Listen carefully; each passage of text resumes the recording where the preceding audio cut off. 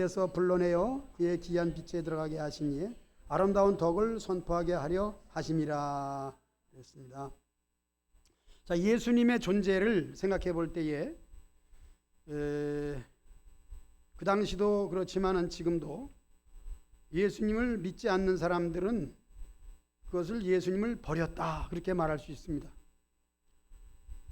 예수님을 십자가에 달게 하는 그 모든 주변 사람들, 그러나 지금도 예수님을 안 믿는 사람들은 그것과 같은 것이죠. 우리가 예수님을 믿기 전에는 어떤 사람이었느냐? 역시 예수님을 천히 여기고 예수님을 십자가에 못 박은 존재라고 할 수가 있겠습니다. 그런데 하나님께서는 그 예수님을 성전의 기초를 삼으셨다 하는 점에 있어서 그 표현을 모퉁이의 머릿돌이라 그렇게 말씀하고 있습니다. 예수님을 성전의 모퉁이의 머릿돌이라고 하면은 우리가 생각하기에는 이제 이 건물을 지을 때 기초만을 생각할 수 있는데 사실은 그 정체성, 즉 그 참된 모습은 예수님 자신이에요. 예수님이 교회이고 예수님을 세움에 있어서는 그분이 바로 교회의 기초다. 그것을 우리가 믿는데 믿는 성도가 있음으로써 교회가 되는 거죠. 그러니까 나 자신이 얼마나 중요한 존재라는 것을 알 수가 있습니다. 예수님을 믿는다는 그 자체가 중요한 거예요. 우리의 모습은 믿는 자의 신자잖아요. 사람들이 말합니다. 교회 나가면 믿는 사람이라 그래요. 믿는 사람. 우리 집안에도 믿는 사람이 있어. 그것은 예수님을 믿는 것이고 우리의 모습은 믿음이에요. 다른 형상이 아니에요. 어떤 건물이나 어떤 모습이나 그런 것이 아니고 예수님을 믿는 그 믿음인데 그 믿음은 바로 예수님인데 예수님이 교회라는 그 이름으로서의 기초석이라는 것이죠. 그러니까 건물로서 말하면 돌이나 그 든든한 어떤 무너지지 않는 뭐 비가 오고 창수가 나도 무너지지 않는 그런 걸로 표현이 될 뿐이지 실제적인 것은 예수님이에요. 그래서 예수님도 설교할 때 비유를 드셨는데 비유 자체는 그 내용이 원래의 말을 우리들로 하여금 알아들을 수 있게끔 하기 위한 부속이지 실제는 예수님 그 위에는 없습니다.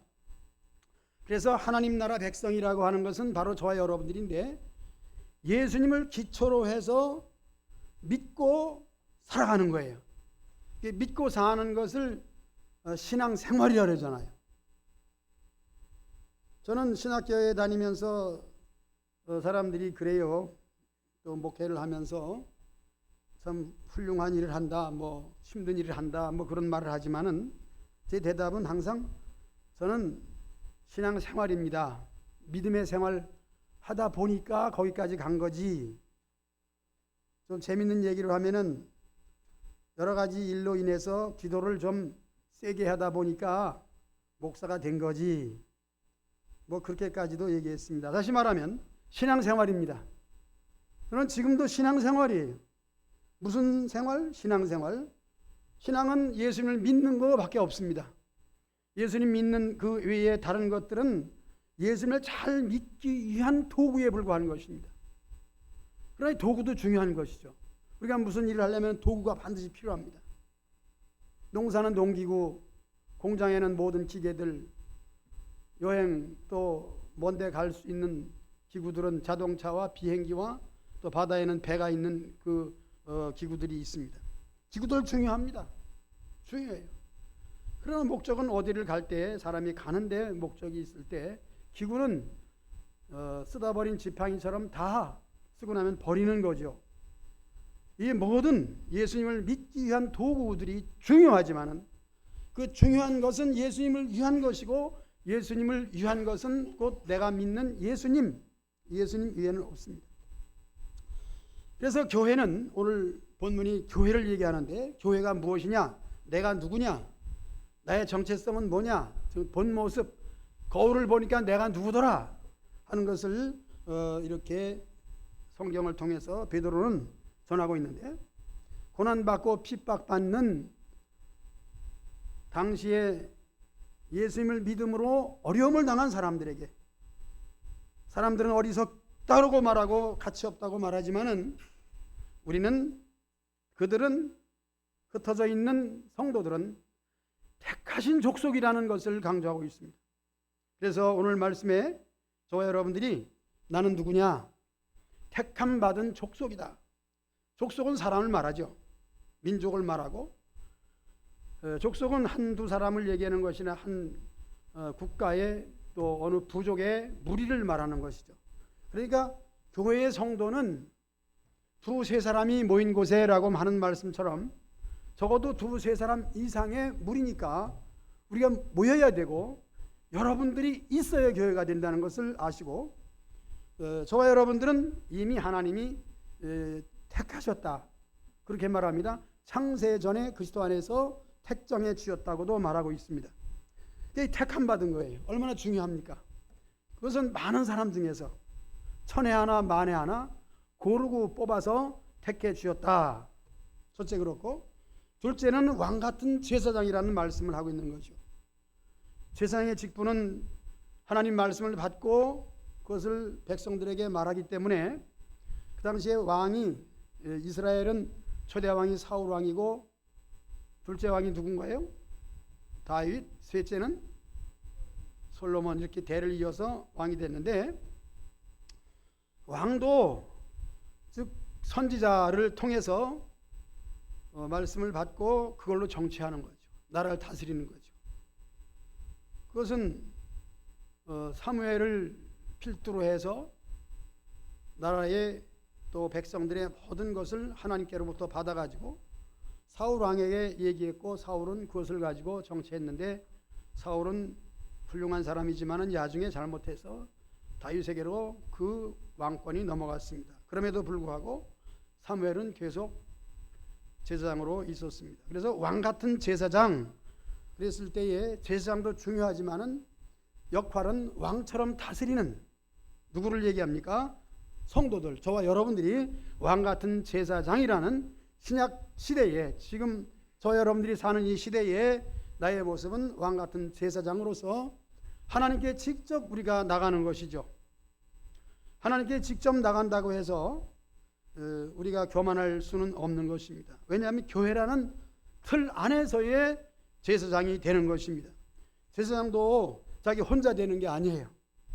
백성들이 있어야 되고 하나님의 계시를 받아야 되기 때문에 홀로는 존재할 수 없는 것입니다. 우리가 제사장이라고 한다면은 역시 하나님의 은혜 가운데 어떤 면에서는 성령의 감동을 가지고 우리가 예배를 드림으로, 예배는 집례하는 목사님이 계시고 또 예배를 주관하는 모든 기구 또 기관 맡은 분들이 있습니다. 그 모든 것들을 통틀어서 우리는 나 자신이 하나님께 드려지는 제사장으로서의 역할을 말합니다. 세 번째로 거룩한 나라다. 거룩한 나라, 나라죠. 하나님의 나라입니다. 하나님의 뜻이 하늘에서 이루어진 것처럼 땅에서 이루어지이다 하는 그 나라를 말하는 것입니다. 오늘 우리가 사는 이 나라는, 우리 성도들은 국가를 위해서 기도해야 되지만은 이 국가의 궁극적인 그 목적으로 말하면은 하나님의 나라를 생각할 수 있는 것입니다. 오늘 장로님 기도하셨습니다마는 나라의 정권이, 정치가 안정되고 당락을 버리고 국민들을 위한 아주 바로 이러한 그 기대하는 나라의 모습이 우리가 바라는 나라죠. 그 나라는 예수님이 통치하는 나라 이전에 사람이 왕이 되고 사람이 다스리는 나라로서는 있을 수 없는 얘기입니다. 또 그렇게 해야 부패한 인간들의 그 모든 사욕을 들춰낼 수가 있는 것입니다. 장관 하나 세우더라도 청문회를 하잖아요. 청문회하면 밑창부터 다 끌어내가지고 그 과거와, 즉 통장 속 과거에 어떤 학교 들어간 거 뭐 잘못된 거 다 들춰내잖아요. 그렇게 해야 돼. 그렇게 해야 비리가 드러나고 남을 뭐 어떻게 비판한다 뭐 그런다 그러지만은 그렇게 하니까 부정부패가 사라지는 것이고, 지금도 여당과 야당이 정말 싸워야 됩니다. 싸우지 않으면은 그냥 부패가 그냥 완전히 썩어가지고 꼴이 되질 않아요. 그래서 저들이 무슨 짓을 하고 있나, 잘못을 그냥 눈동자처럼 그냥 불꽃 같은 눈동자죠. 들춰보고 잘못이면 막 드러내고, 그래야 부정부패가 없어지고 국민들이 살기 좋은 나라가 되고. 자, 거룩한 나라, 좀 다른 얘기했습니다마는 하나님의 나라를 얘기하는 것이고, 그것은 바로 누구냐? 내가 거룩한 나라야. 우리 개인적으로 얼마나 착합니까? 우리 성도들 한 사람 한 사람들이 잘 되기 위해서, 교회를, 그리고 우리 성도들 간의 모든 것을 잘 하기 위해서, 예배를 잘 드리기 위해서 살으려고 하잖아요. 바로 거룩한 나라입니다. 마지막으로 하나님의 소유된 백성이라. 우리는 누구의 것이냐? 나는 누구의 것이냐? 하나님의 겁니다. 하나님의 자녀요. 하나님의 자녀라는 것은 하나님을 아버지라 부르는 것을 말합니다. 하나님은 나를 창조하시고 나를 세상에 살게 하셨으니 나의 모습은 하나님의 소유된 백성이다. 너는 누구의 소유냐? 하나님의 소유. 기억하시길 바랍니다. 나는 누구냐?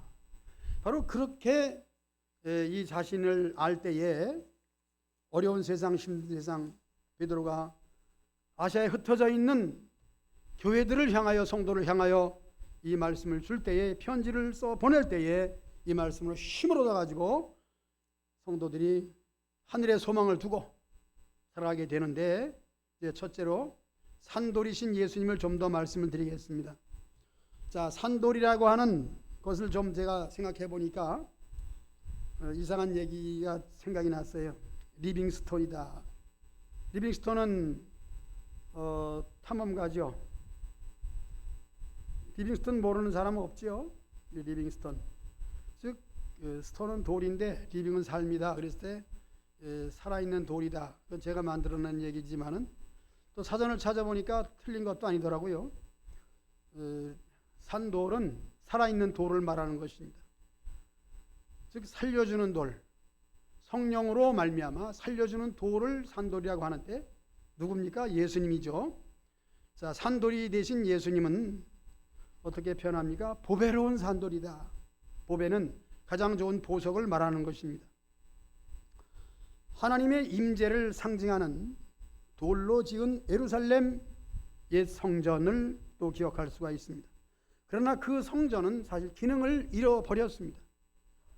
예수님은 그래서 이 성전을 홀라 내가 3일 만에 이렇게 세우리라고 했을 때 듣는 사람들은 무슨 뜻인지 몰랐지만은 우리는 알고 있습니다.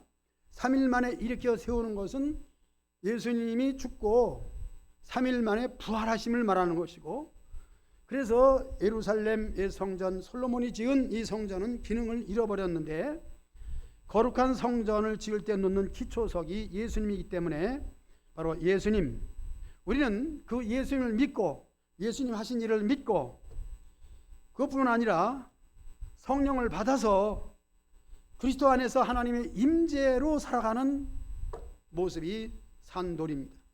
살아있는 돌, 나는 교회의 기초다. 나는 이 교회의 기둥이다. 물론 예수님이지만 여러분들 자신이 한 사람 한 사람이 내가 없어서는 안 된다. 나는 교회의 기초야. 예수님을 믿는 사람이니, 예수님이 내 안에, 내가 예수님 안에, 이 자부심을 가지고 사시기 바랍니다. 그래서 교회가 무엇이냐? 바로 내가 없으면 안 된다. 나는 귀한 존재다 하는 것을 알아야 됩니다. 거룩한 하나님의 성전으로 지어져 간다는 에베소서에도 말씀하고 있습니다. 교회가 뭐냐? 교회는, 세상 속에는 사실 완성된 교회는 어떤 면에서 있을 수가 없는 거죠. 우리가 생각하는 교회, 십자가 달리고 건물이 있고 성도가 있고, 교회의 구성 요소는 법적으로 말하면은 건물이 있어야 됩니다. 그래서 교회 개척을 할 때 노회 청원하게 됩니다. 처음에는 기도처로 있죠. 그래서 15명이 되면은 물론 숫자는 더 많으면 좋지만은 노회에 등록을 하게 됩니다. 총회까지 올라가는데, 그때는 기본적으로 어디서 무슨 건물에서, 즉 쇠방이 되었든지 그 계약서까지 들어가야 됩니다. 그리고 자가 건물이면 역시 자가 건물에 대한 서류가 들어가고, 그 다음에 교인이 몇 명이냐, 이것이 들어갑니다. 자, 교회의 기본 요소라고 하는 점에 있어서 이런 구성 요소가 있습니다만은 그 중에서 가장 중요한 것은 성도입니다. 여러분들이에요. 여러분들이 그렇게 중요한 거예요. 여러분 한 사람 한 사람이 내가 이렇게 중요하다는 것을 아시고, 여러분들이 신앙생활, 믿음의 생활할 때에 나의 존재를 알고 날마다 교회를 어떻게 해요? 만들어가는 거예요. 완성되지 않고 만들어가는 거예요. 그래서 담임 목사님이 늘 얘기하는 것은 이미 시작이 됐는데 진행되고 또 되어져 가는 것이죠. 이미. 그러나 아직은 안 되었다는 거죠. 그러나 아직은 안 된 것을 내가 만들어가는 거예요. 그게 중요한 거예요. 뭐 다 됐다면 내가 할 일 없잖아요. 되었지만 만들어감으로 되는 거예요. 이게 살아있는 거예요. 만들어가지 않는다면 뭐예요? 죽은 거죠. 우리가 살아있는 존재가 뭡니까? 노인들에게 그런 말 합니다. 좀 쉬세요. 뜨거운데 쉬세요. 일하지 마세요. 아주 잘난 척하고 인사하지만은 노인들도 움직여야지 건강한 거예요. 가만히 들어앉아 있으면 잠이나 자고 먹고 자고 먹고 뭐가 이건 아무것도 아니지.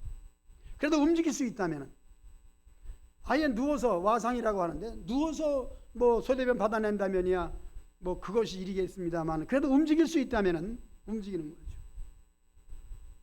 바로 성도가 그겁니다. 움직여야 되는 거예요. 움직이고 일해야 되는 겁니다. 내가 교회다. 내 교회에서 뭘 해야 되느냐? 구성요소에 있지 않았습니까? 장소. 그래서 교회는 예배당이 건물이 아니다라고 말하지만 그게 아니에요. 교회 구성요소는 성전이 있어야 되는 거예요. 하나님은 성전에 임하시고 예배 드리는 자리에 임하시고, 구약이 없어진 게 아니에요. 신약에도 마찬가지예요. 예수님이 기초가 되면서 모일 수 있는 장소가 있어야 되는 거예요. 이 장소를 소중히 여기시기 바랍니다. 그래서 역시 장로님 기도할 때 늘 아름다운 성전을 여기 세워주시고라고 했을 때는 건물을 상징하죠. 좋은 거예요. 그렇기 때문에 우리가 갈고 닦고 여러 가지 일을 하는 거 아니겠습니까? 성도들이 있어야 되기 위해서.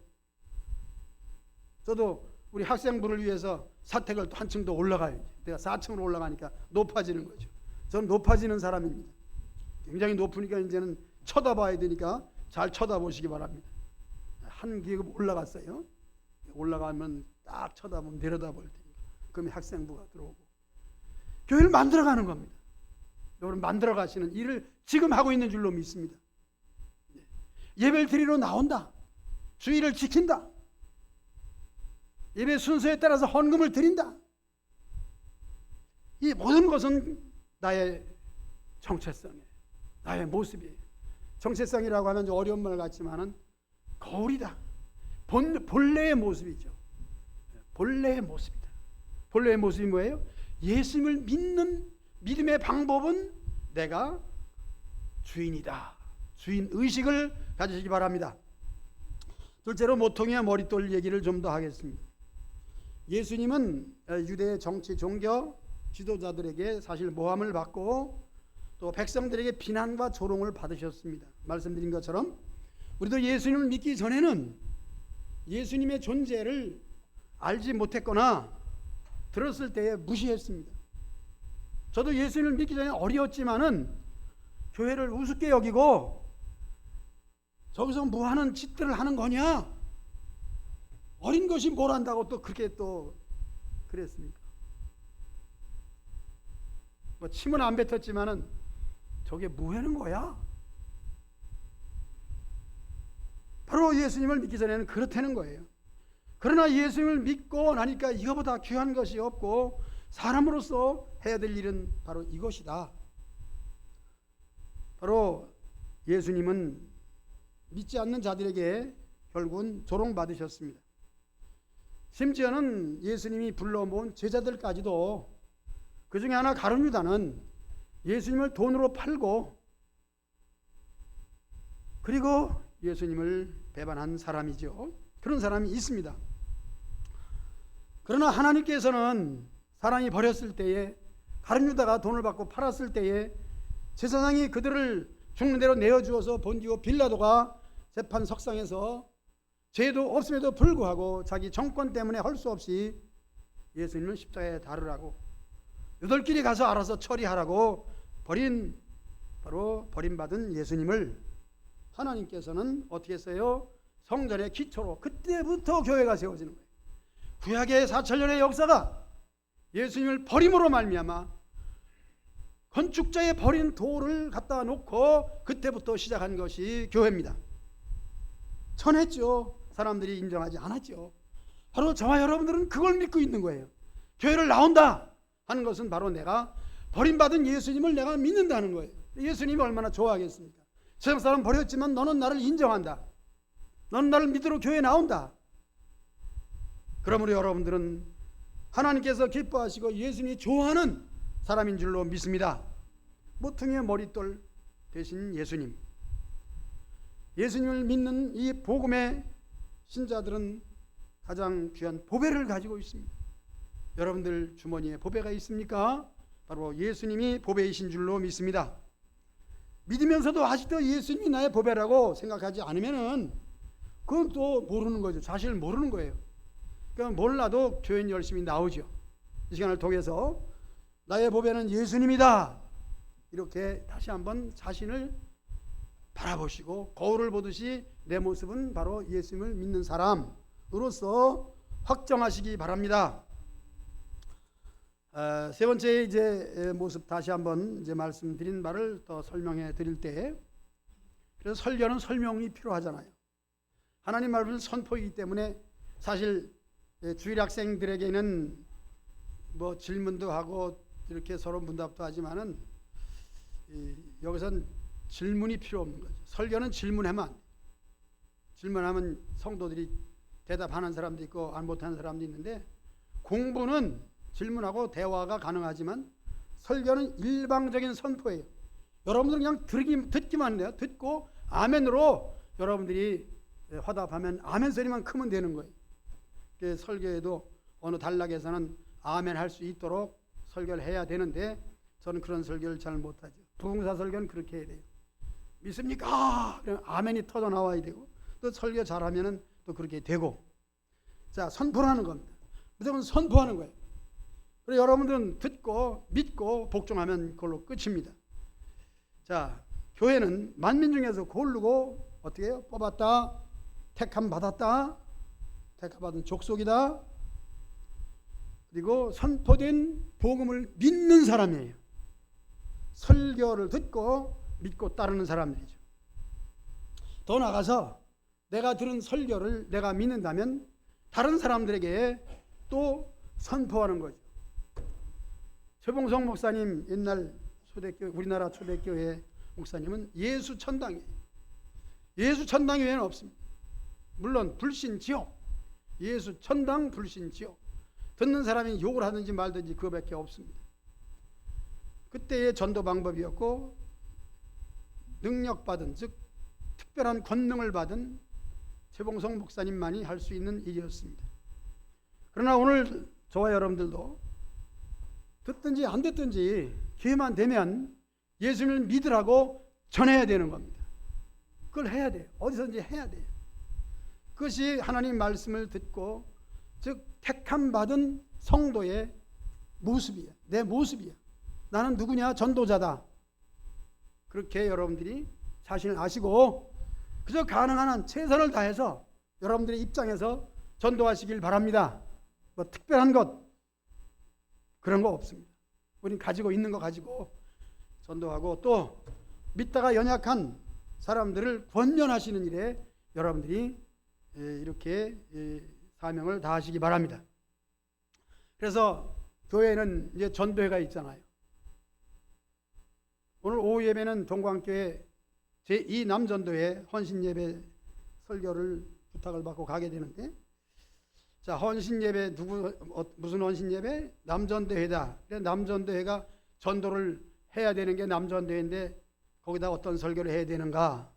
이제 그런 생각을 할 때에 우리도 마찬가지예요. 우리는 모두가 다 전도회에 속해 있겠죠. 남전도회가 있고 여전도회가 있고 활동을 잘 하시겠죠. 그러나 모인 전도회 회원들 자체가 모이는 것도 사실 힘들잖아요. 그러나 개인적으로 또는 전도회를 중심으로 전도하는 게 전도회인데, 이것은 어떤 이름을 붙이지 않아도 우리 개인적으로 택함 받은 백성은 하나님을 가서 말해야 됩니다. 예수님을 말해야 됩니다. 사실은 천재지변이 일어났을 때 우리는 노아 홍수를 생각하면서 그것도 재앙이다, 하나님 노여하신다, 좀 미신적인 것 같지만은 요즘 젊은 사람들은 이걸 인정을 안 합니다. 지진이나 태풍이나 이 모든 것들은 사실 노아 홍수를 기억하면서 죄악을 심판하시는 하나님의 심판이다. 큰 불이 나서 한 섬이 다 타고 있다. 방송이나 사람들에게 또 큰 교회에서 그런 말하면 큰일 납니다. 그러나 분명한 것은 우리 자신이 알아야 됩니다. 이건 재앙이다. 재앙은 하나님이 내리는 거고 우리는 벌을 받는 것이다. 그것도 우리는 생각해야 됩니다. 역시 우리가 거룩한 백성으로 택함 받았다면 하나님 말씀을 선포할 줄 알아야 됩니다. 그러나 지혜로워야죠. 요즘 같은 세상 속에서 너무 기독교인으로서 독단적으로 나가게 되면은 교회 욕을 먹게 되고 전도의 길이 막혀지기 때문에 조심해야 되는 것도 지혜이죠. 자, 우리가 거룩한 나라요, 하나님의 소유인 백성이다. 나 자신은 누구냐? 나를 부르시고 뭐 순서적으로 여러분들이 몰라도 돼요. 그냥 택함 받은 거 하나만 알아도 됩니다. 노래도 있지 않습니까? 나를 지으신 하나님, 나를 부르신 하나님, 그 다음에 뭐예요? 나를 보내신 하나님. 요즘 그 노래 좀 안 부르나 오후에 좀 불러봐요. 이 노래 속에도 내가 누군지를 알게 됩니다. 여러분들은 누구냐? 교회가 무엇이냐? 예수님 믿는 것이 뭐냐? 말했을 때에 나를 지으신 하나님, 지으셨잖아요. 어머니 뱃속에서 나왔는데 이 원리도 하나님의 창조 원리가 아니면 안 되는 겁니다. 세상에 나오는 게 그렇지 않습니까?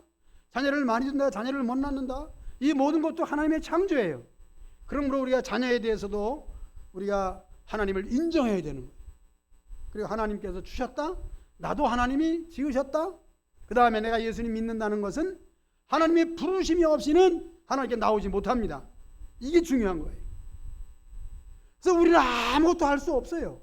하나님이 불러야 나오고, 은혜도 하나님이 베풀어 주의 은혜를 받는 거예요. 이게 강권적인 거예요. 그러나 그것을 부정하고 강권적인 것을 내가 없애려고 할 때 소멸되고 마는 거죠. 우리 예수님을 믿는 사람 어린아이 같아야 돼요. 은혜가 오면 은혜 오는 대로 표현을 해야 되는 거예요. 요즘에는 신사적으로 믿는다 그래서 사실상 설교자도 그렇고 신학자도 그렇고 아주 방언하는 것을 무시해버려. 성령의 은사, 바울이 주장했을 때 여러 가지 은사가 있는데 신비한 은사들은 거의 다 말 안 합니다. 설명을 해도 이상하게 설명을 해요. 그러나 9가지 은사가 다 소중한 거예요.